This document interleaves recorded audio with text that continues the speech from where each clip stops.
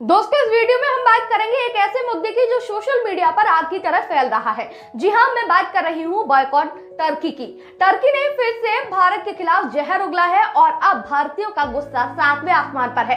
दोस्तों, social media पर एक ट्रेंड काफी तेजी के साथ ट्रेंड कर रहा है, वो है बॉयकॉट टर्की। और ये कोई छोटा आंदोलन नहीं। भारतीय यूजर्स एक्सपर्ट टर्की के सामान, टर्की की एयरलाइंस और टर्की के टूरिज्म का बहिष्कार करने की मांग कर रहे हैं। क्यों?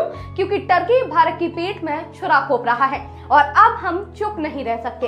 टर्की की प्रोडक्ट्स जैसे टर्किश डिलाइट्स, कपड़े, इलेक्ट्रॉनिक्स भारत में बिकते हैं। टर्की की एयरलाइंस जैसे टर्किश एयरलाइंस भारत से मोटा मुनाफा कमाती है और टर्की का टूरिज्म हर साल हजारों भारतीय इस्तांबुल और कप्पाडोसिया घूमने जाते हैं। लेकिन अब लोग कह रहे हैं कि टर्की को एक पैसा नहीं, और होना भी यही चाहिए, क्योंकि हम जिन पैसों से वहां घूमने जाते हैं उन्हीं पैसों से वो हथियार बनाता है और फिर उन्हीं हमारे पैसों से बने हथियार को पाकिस्तान को बेचता है। टर्की न सिर्फ पाकिस्तान को हथियार और ड्रोन सप्लाई करता है, बल्कि भारत के खिलाफ उसकी हर नापाक साजिश में साथ भी देता है। और अब भारतीय जनता कह रही है कि बस अब बहुत हुआ, टर्की को सबक सिखाने का वक्त अब आ चुका है।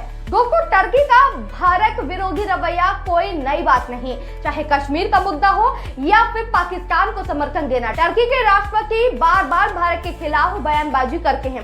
हाल ही में टर्की ने फिर से संयुक्त राष्ट्र या किसी अंतर्राष्ट्रीय मंच पर कश्मीर को लेकर भारत के खिलाफ जहर उगला। और दोस्तों, ये सिर्फ बयान नहीं, ये भारत की संप्रभुता पर हमला भी है। आइए थोड़ा सा इतिहास आपको बताती हूँ।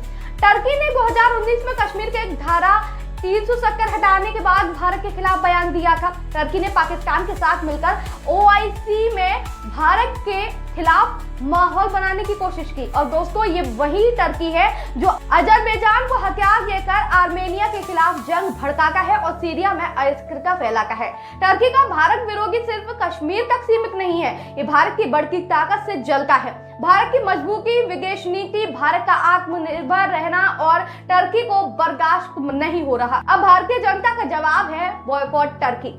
दोस्तों, भारत कोई कमजोर देश नहीं है। हमारी सरकार ने टर्की को कई बार चेतावनी दी है कि भारत के आंतरिक मामलों में दखल ना दे।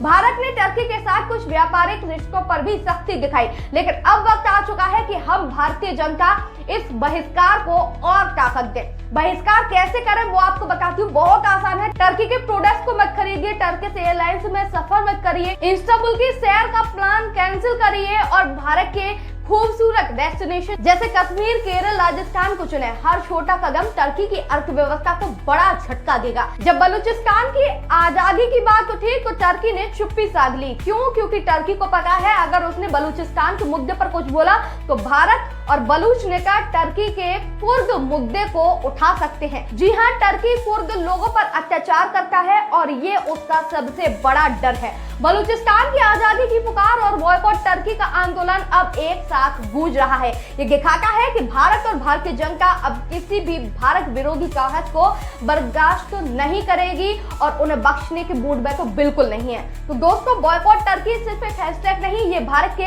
आत्मसम्मान की लड़ाई है। टर्की को लगता है कि वो भारत के खिलाफ बयानबाजी करके बच जाएगा, लेकिन वो भूल गया कि ये नया भारत है जो ना झुकता है न डरता है।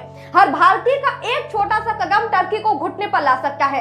आप क्या करेंगे? टर्की के सामान का बहिष्कार करेंगे? टर्की की फ्लाइट और टूरिज्म को ना कहेंगे? आपकी राय हमें कमेंट में जरूर बताएं। और हाँ, इस मैसेज को ज्यादा से ज्यादा शेयर करें, बॉयकॉट टर्की को ट्रेंड कराएं, क्योंकि जब हम एकजुट होंगे तो कोई ताकत हमें रोक नहीं सकती है। मिलते हैं अगली वीडियो में, तब तक के लिए जय हिंद, जय भारत।